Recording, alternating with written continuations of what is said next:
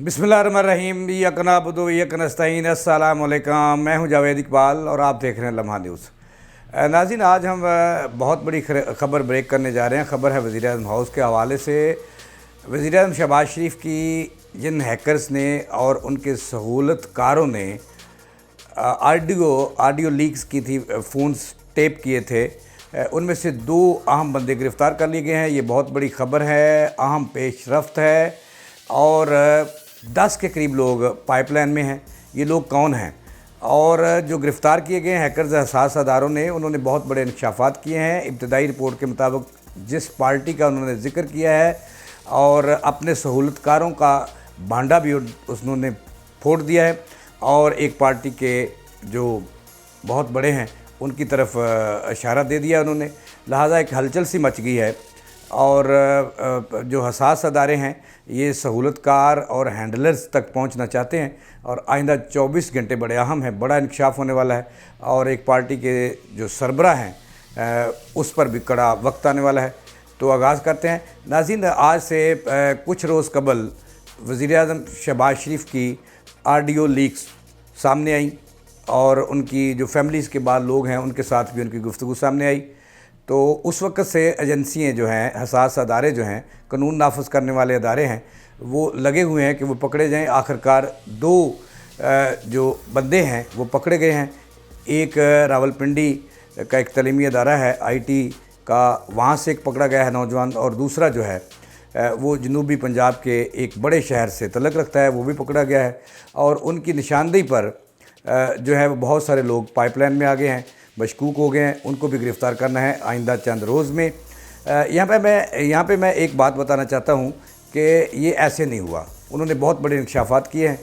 जो गिरफ़्तार हुए हैं उन्होंने इंकशाफ किया है कि उनके जो हैंडलर्स हैं और सहूलतकार हैं, उनका तल्लुक़ वज़ीर-ए-आज़म हाउस की सिक्योरिटी के अमले से है। और सिक्योरिटी का एक बड़ा नाम जो वज़ीर-ए-आज़म को सिक्योरिटी प्रोवाइड करता है वो भी इस धंधे में शामिल है। उसने भी उनकी मदद की, रहनुमाई की।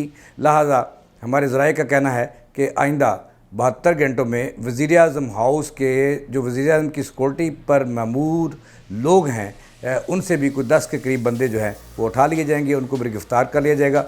और असल में ये कानून नाफिज करने वाले जो अदारे हैं, कौमी सलामती के जो अदारे हैं, ये तय तक पहुँचना चाहते हैं। ये तय तक पहुँचना चाहते हैं कि ये कौन बंदा। असल में जो ख़बर है वो ये है कि ये जो हैकर्स हैं जो पकड़े गए हैं, इन्होंने जो फ़ोन हैक किए वो अकेले नहीं किए। हुआ ये कि ज़राए का ये कहना है, इब्तदाई तहकीक में जो उन्होंने बयान दिया है वो ये है कि वज़ीर-ए-आज़म हाउस के ऐसे सिक्योरिटी पर मामूर लोग जो जिन पे शक नहीं होता था कि इनकी तलाशी लिए जानी है या इनसे कोई छानबीन होनी है, तो उन्हें वो डिवाइसेस दे देते थे, और वो खुफिया तरीके से जहाँ वज़ीर-ए-आज़म जिस कमरे में बैठते, आम शख्सियत जिस कमरे में बैठती, तो वहाँ वो वज़ीर-ए-आज़म की आमद से कबल वहाँ वो फ़िट कर देते।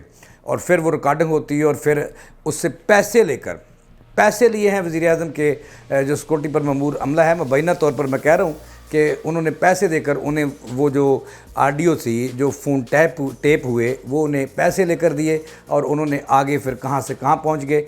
और फिर मैं अपने प्रोग्राम पे कायम हूँ कि इस सारे गोरख धंधे का जो सरबराह है वो इंडियन बंदा है जो बरतानिया में इस वक्त मौजूद है, जिसका नाम मैं पहले आपको बता चुका हूँ कि वो मसूफ़ है जिसने सबसे पहले अपनी फ़ेसबुक और ट्विटर अकाउंट पर वो लीक किए।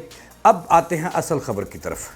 अब हैकर जो 2 पकड़े गए हैं उनके सहूलतकार 10 हैं, जिनका ताल्लुक़ वज़ीर-ए-आज़म की सिक्योरिटी से है। वज़ीर-ए-आज़म हाउस की सिक्योरिटी को जो तहफ़्फ़ुज़ फराहम करते हैं। इसलिए मैं कहता हूँ कि आज वो वक्त आ गया है कि वज़ीर-ए-आज़म हाउस जो होता है ये सबसे महफूज जगह समझी जाती है। आज वो भी महफूज नहीं रहा, जिसकी वजह यह है कि ये सियासतदानों की आपस की लड़ाइयाँ और चपकलैस और एक दूसरे को नीचा दिखाना और एक दूसरे की ऑडियो और वीडियो लीक्स करना, तो ये है। अब बताया ये जा रहा है कि हैकर्स ने बहुत बड़ा इंकशाफ कर दिया है। जो पकड़े गए हैं उन्होंने अपने सहूलतकारों के भी नाम बता दिए हैं, और वज़ीर-ए-आज़म हाउस का जो डिप्टी सिक्योरिटी चीफ़ है और उसके जो नीचे का अमला है वो भी मुबैना तौर पर उन्होंने उनकी भी निशानदेही की है कि उन्होंने उनके ज़रिए भी उनसे भी मदद ली, और वो भी उनके हैंडलर्स थे कि वो डिवाइसेस लगाते रहे। अब ये भी कहा जा रहा है کہ ایک جماعت کے جو اہم لوگ ہیں، ملک کی بڑی سیاسی جماعت ہے، اس کا نام بھی لیا ہے کہ ان کے لوگوں کی بھی انہیں حمایت حاصل تھی، اور کچھ ویڈیوز آئیڈیو جو ہیں وہ بھی ان کو دے چکے ہیں وہ، اور وہ آئندہ دنوں میں وہ لیک کریں گے ایک ایک کر کے، اور پھر بڑی جو ہے وہ ملک کی بدنامی بھی ہوگی اور وزیر اعظم ہاؤس کی بھی بدنامی ہوگی۔